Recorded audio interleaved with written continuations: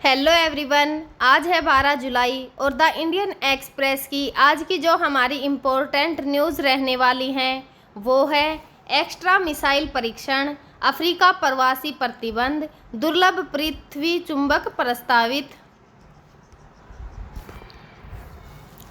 Extra VVR missile का परीक्षण किया गया है ओडिशा के तट पर। इसके बारे में जो है हम फुल डिटेल के साथ जो है वो जानेंगे। भारत ने 11 जुलाई 2025 को उड़ीसा के तट के पास जो चांदीपुर है उसमें एक जो है परीक्षण किया है, जिसकी रेंज जो है आईटीआर से स्वदेशी जो एक्स्ट्रा बियॉन्ड विजुअल रेंज है यानी कि बीवीआर है, एयर टू एयर मिसाइल का सफलतापूर्वक परीक्षण जो है वो किया है। यह परीक्षण रक्षा अनुसंधान और जो विकास संगठन है यानी कि डीआरडीओ है और जो भारतीय वायुसेना आईएएफ द्वारा संयुक्त रूप से किया गया है। और जो ये मिसाइल है उसको Su-30 MKI विमान से लॉन्च किया गया था, जिसमें जो स्वदेशी रेडियो है फ्रीक्वेंसी आरएफ जो है सीकर का उपयोग किया गया। और परीक्षण के दौरान दो मिसाइलें जो हैं वो अलग अलग रेंज, लक्ष्य कोणों और जो लॉन्च प्लेटफार्म है उसकी स्थितियों में जो उच्च गति वाले मानव रहित हवाई लक्षण हैं उनके खिलाफ दागी गई। दोनों ही मामलों में जो मिसाइलें हैं उन्होंने लक्ष्यों को पिन पॉइंट सटीकता के साथ नष्ट किया। और मंत्रालय के अनुसार सभी उप प्रणालियों जिसमें स्वदेशी आरएफ सीकर शामिल है उसने अपेक्षाकृत प्रदर्शन किया। और एक्स्ट्रा मिसाइल की अगर विशेषताओं के बारे में जानें तो एक्स्ट्रा भारत द्वारा जो विकसित एक अत्याधुनिक वीवीआर मिसाइल है जिसे हवा से हवा में मार करने के लिए डिज़ाइन किया गया है।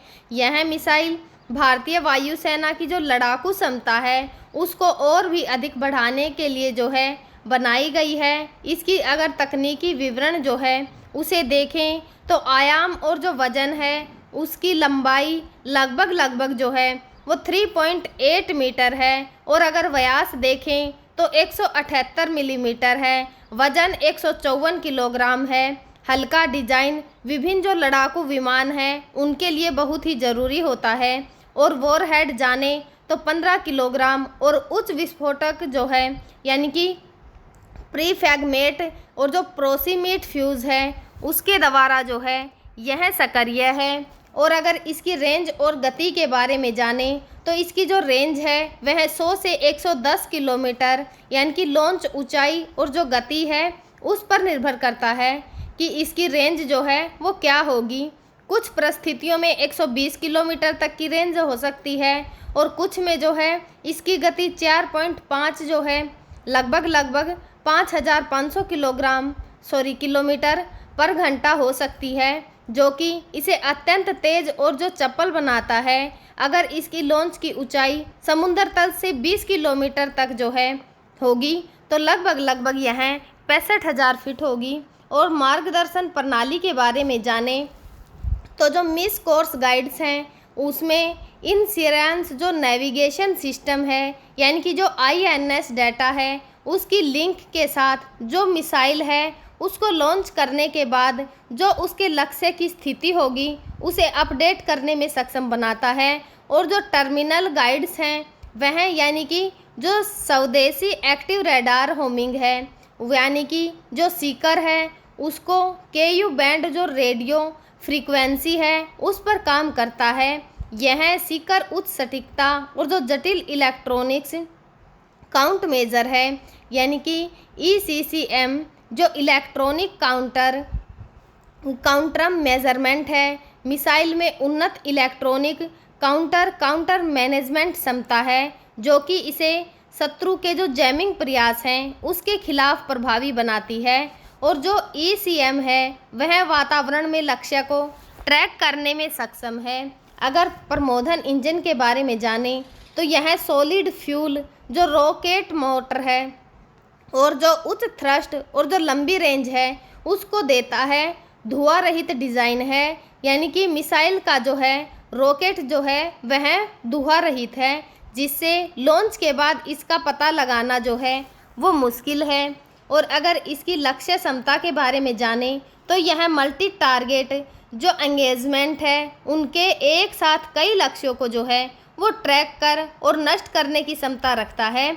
अगर इसके लक्ष्य के प्रकार देखें तो यह लड़ाकू विमान, ड्रोन, क्रूज मिसाइल या फिर जो अन्य हवाई लक्ष्य हैं, जो लॉन्च मोड हुआ, लॉक ऑन हुआ या फिर बिफोर लॉन्च हुआ, और जो लॉक ऑन आफ्टर लॉन्च है, दोनों मोडों में ही जो है वो सक्षम है। अगर इसके एकीकरण की बात करें तो वर्तमान में Su-30 MKI के साथ पूरी तरह से एकीकृत है और भविष्य में तेजस MK1, तेजस MK1A और जो राफेल जैसी विमान हैं उनमें एकीकरण की जो योजना है और जो मिसाइलों का मॉड्यूल डिज़ाइन है, इसे विभिन्न प्लेटफॉर्मों के साथ जो है वो अनुकूल बनाता है। अगर परीक्षण की जो तकनीक है या फिर जो उससे क्या उपलब्धियां हैं उसके बारे में जानें तो जो स्वदेशी RF सीकर है, यह पहली बार था जब एक्स्ट्रा मिसाइल ने पूरी तरह से स्वदेशी KU जो ब्रांड है RF सीकर का उपयोग किया। इस सीकर ने जटिल परिदृश्य में जैसे कि अलग अलग कोणों और जो रेंज है उसमें लक्ष्य को ट्रैक करने में जो उत्कृष्ट प्रदर्शन है वह किया है। और पिन पॉइंट और अगर सटीकता देखें तो जो दोनों मिसाइलें हैं उन्होंने मानव रहित जो हवाई लक्षण हैं उनको सटीकता के साथ नष्ट किया, जो कि इनकी जो मार्गदर्शन प्रणाली है उसकी विश्वसनीयता को दर्शाता है। और अगर इसके लॉन्च की परिस्थितियों को देखें तो परीक्षण में विभिन्न ऊंचाइयां या फिर गति और जो कोण हैं उन्हें लॉन्च में शामिल किया था, जो कि मिसाइल की बहुमुखी प्रतिभा और जो मजबूती है उसको दर्शाता है। अगर डाटा लिंक प्रदर्शन देखें तो मिड कोर्स ऑफ अपडेट के लिए डाटा लिंक ने Su-30 MKI के जो रडार और जो मिसाइल हैं उन दोनों के बीच में प्रभावी जो संचार है उसको सुनिश्चित किया है। और अगर इसके तकनीकी महत्व के बारे में जानें तो यानी कि इसकी आत्मनिर्भरता के बारे में जानें तो जो मिसाइल है वह जो एक्स्ट्रा मिसाइल है और इसके जो RF सीकर हैं उसका स्वदेशी विकास जो है वो भारत की रक्षा प्रौद्योगिकी में आत्मनिर्भर की दिशा में एक महत्वपूर्ण कदम जो है वो माना जा सकता है। यह जो है आयातित जो मिसाइलें हैं जैसे कि रूसी मिसाइल R-77 हुई या फिर जो यूरोपीय MBD जो मेटियोर है उन पर निर्भरता को कम करता है।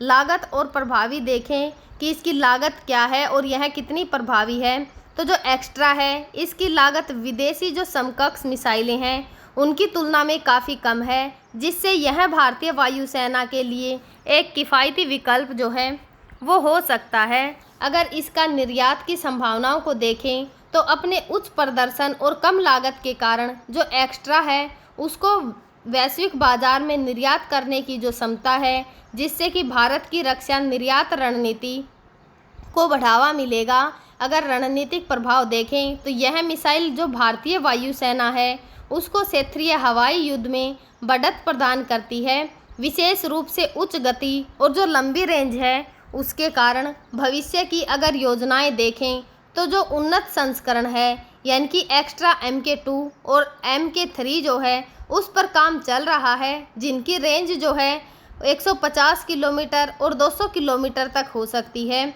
इनमें ड्यूल प्लस रॉकेट मोटर और उन्नत शिखर तकनीक शामिल हो सकती है। अन्य जो प्लेटफॉर्म हैं उनमें एकीकरण जैसे कि तेजस, राफेल या फिर जो अन्य विमान हैं उनके साथ एकीकरण से इनकी उपयोगिता बढ़ेगी। और टेक्नोलॉजी जो है ट्रांसफ़र जो DRDO है और जो भारत डायनामिक्स लिमिटेड BDL है उनके द्वारा बड़े पैमाने पर उत्पादन और जो निजी उद्योग हैं उनके साथ साझेदारी की जो योजना है वह है।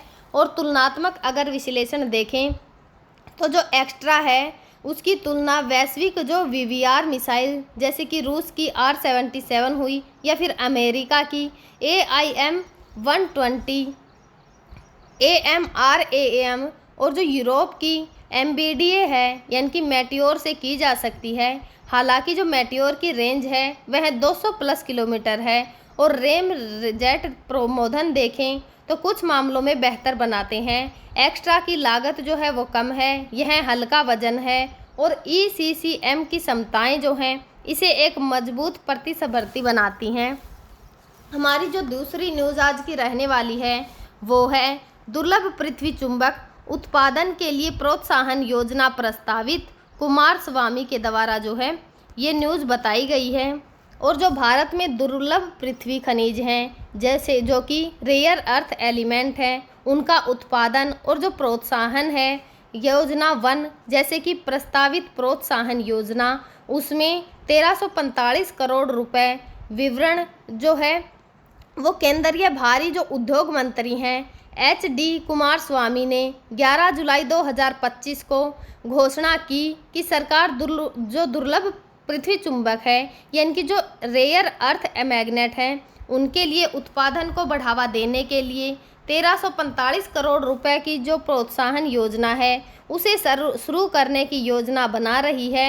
यह योजना जो है इलेक्ट्रिक वाहनों जैसे कि EV हुआ, इलेक्ट्रॉनिक्स हुए या फिर जो नवीकरणीय ऊर्जा क्षेत्र हैं उनकी जो आत्मनिर्भरता है उसको और भी अधिक प्रभावी या फिर बढ़ा देगा।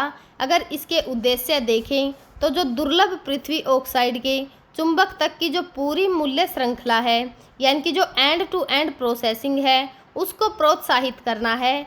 चीन से आयात पर जो निर्भरता है वह लगभग 95% जो है उसको कम करना है, खासकर तब जब ये जो चीन है उसने दुर्लभ जो पृथ्वी चुंबक हैं उनके निर्यात पर प्रतिबंध और शर्तें लागू की हैं। अगर इसकी पात्रता को देखें तो निजी और जो सार्वजनिक क्षेत्र हैं उनकी कंपनियां इस योजना के तहत सब्सिडी के लिए पात्र होंगी। शुरुआत में केवल 2 कंपनियों को प्रोत्साहन दिया जाएगा जो कि दुर्लभ पृथ्वी ऑक्साइड से चुंबक उत्पादन जो है उस तक की प्रक्रिया में सक्षम हों। और अगर इसकी स्थिति देखें तो योजना पर भारी उद्योग मंत्रालय की जो आंतरिक समिति है उसमें चर्चा चल रही है और जल्द ही मंजूरी के बाद जो अधिसूचना है वह जारी होने की उम्मीद है।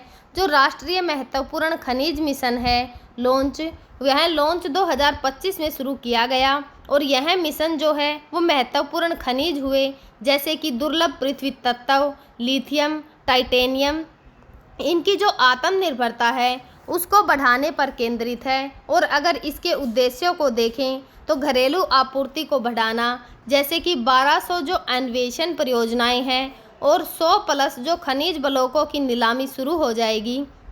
जो अपतटीय खनिज ब्लॉक हैं उनकी खोज को भी इससे प्रोत्साहन मिलेगा और जो रिसाइकलिंग है उसको भी बढ़ावा मिलेगा।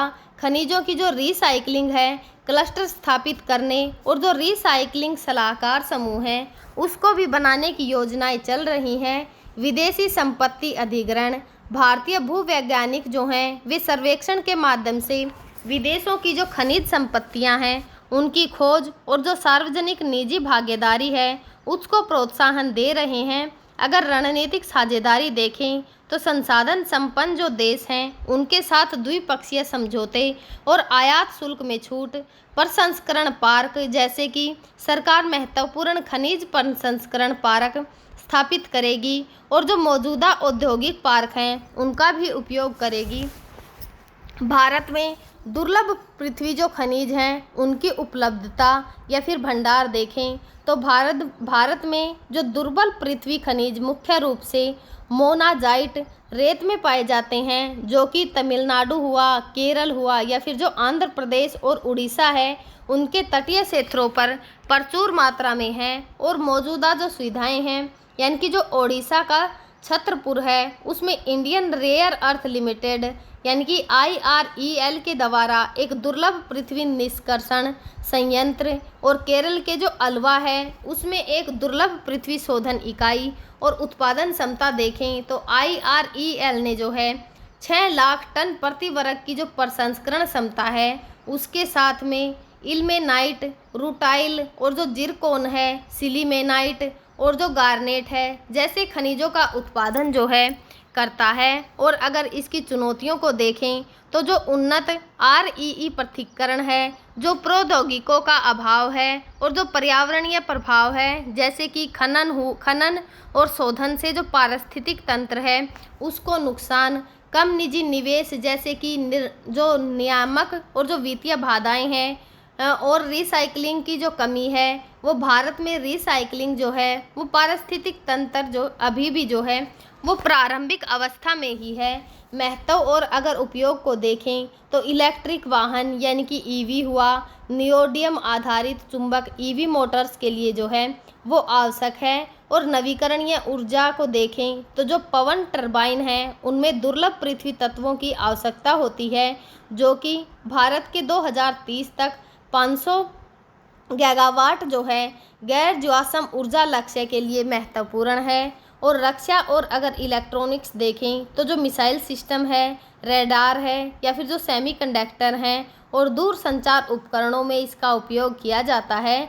आर्थिक प्रभाव जो हैं जैसे कि घरेलू उत्पादन से रोजगार सृजन, आयात बिल में कमी और रणनीतिक जो स्वतंत्रता है उसमें बढ़ोतरी। अगर वैश्विक संदर्भ में देखें तो चीन का प्रभुत्व जो चीन है वह वैश्विक आपूर्ति का 60 से 70% का जो नियंत्रित है वह करता है।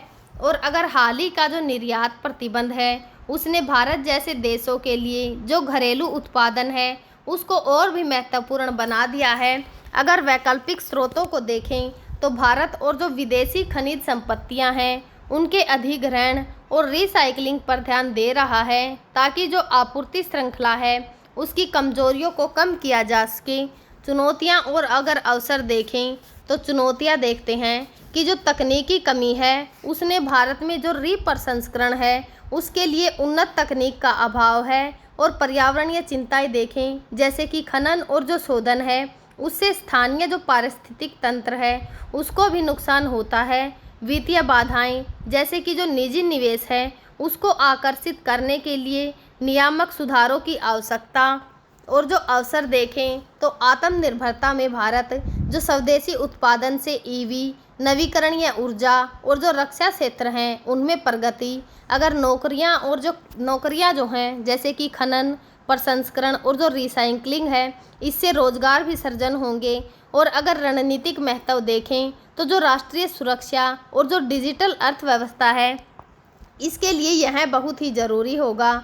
और अगर अनुशंसाएं देखें जैसे कि तकनीकी निवेश, उन्नत पृथक्करण और शोध प्रौद्योगिकी में निवेश। पर्यावरणीय उपायों में देखें तो सतत खनन प्रथाओं जो है अपनाया गया है, जैसे कि खदान अपशिष्ट से खनिज रिकवरी तक।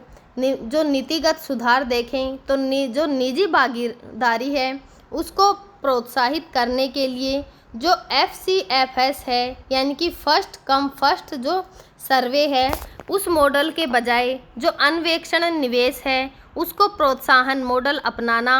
और रिसाइकलिंग क्लस्टर और जो सलाहकार समूह हैं उनके माध्यम से चक्रीय अर्थव्यवस्था जो है उसको बढ़ावा देना। और जो हमारी आज की तीसरी और लास्ट न्यूज़ रहेगी वह है अफ्रीकी प्रवासियों की शरण के लिए जो है वो प्रतिबद्ध सदन में पारित।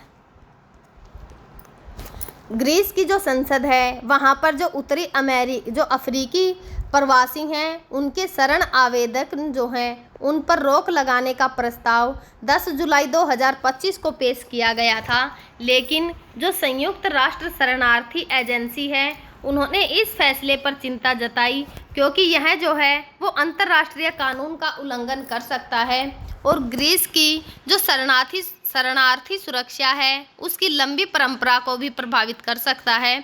इस प्रस्ताव के तहत जो शरणार्थी पंजीकरण की प्रक्रिया है उसको 3 महीने तक रोका जा सकता है। ग्रीस का तर्क है कि यह कदम जो उन्होंने उठाया है यह अनियमित प्रवास को नियंत्रित करने के लिए है, लेकिन UNHCR ने कहा है कि सीमा नियंत्रण जो है वो अंतर्राष्ट्रीय और जो यूरोपीय कानून है उनके अनुरूप होना चाहिए। इस मुद्दे पर जो ग्रीस है उसमें संसद में बहस जो है वो अभी तक जारी है।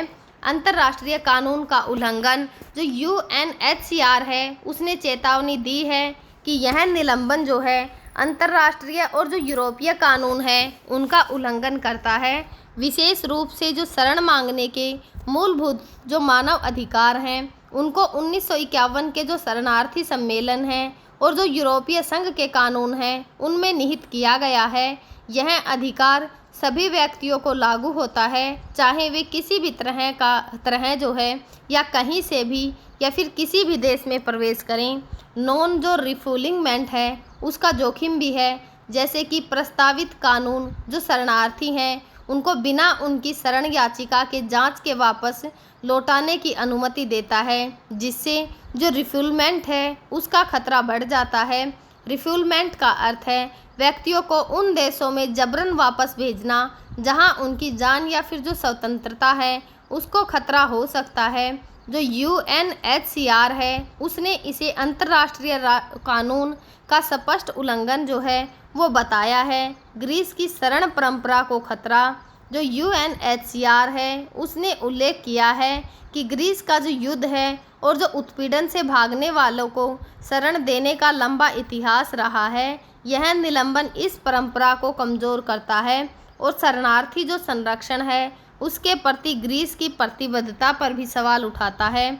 और जो प्रवासी हैं उनकी स्थिति पर विचार की कमी है, जैसा कि UNHCR ने बताया कि लीबिया से जो ग्रीस पहुंचने वाले कई प्रवासी शरणार्थी, विशेष रूप से सूडान हुआ या फिर इरिट्रिया और अन्य जो संघर्षग्रस्त क्षेत्र हैं, इनमें से कई लोग जैसे कि नाबालिग बच्चे हुए या फिर यौन हिंसा का शिकार विशेष संरक्षण के हकदार हैं। बिना जांच के उनकी वापसी इन कमज़ोर समूहों के लिए जोखिम पैदा कर सकती है। सीमा नियंत्रण और जो मानवाधिकार हैं उनमें संतुलन।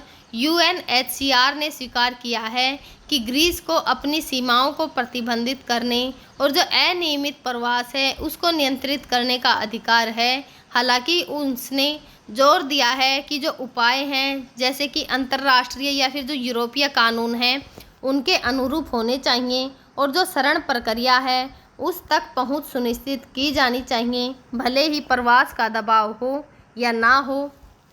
जो UNHCR है उसने ग्रीस से इस फैसले पर पुनर्विचार करने और शरण प्रक्रियाओं के बहाल करने का आग्रह किया है। इसके अलावा एजेंसी ने ग्रीस की सहायता के लिए त्वरित और जो निष्पक्ष शरण है उसकी प्रक्रिया को लागू करने में सहयोग की पेशकश भी की है, ताकि जो शरणार्थी हैं उनकी पहचान और जो संरक्षण है वह सुनिश्चित हो सके। अन्य मानवाधिकार संगठन जैसे कि इंटरनेशनल रेस्क्यू कमेटी और जो यूरोप के काउंसिल हैं उनके मानवाधिकार आयुक्त माइकल ओफ्लैटी ने इस कदम को गैर कानूनी और अमानवीय बताया है। यह कदम जो है यानी कि यह कहते हुए कि यह शरण मांगने के जो अधिकार हैं और जो नॉन रिफुलमेंट है उनके सिद्धांतों का उल्लंघन करता है। हम जो है आगे भी आप सभी के साथ जो द इंडियन एक्सप्रेस की इम्पोर्टेंट न्यूज़ होंगी उनको शेयर करते रहेंगे। तब तक आप पढ़ते रहिए, खुश रहिए। Thank you.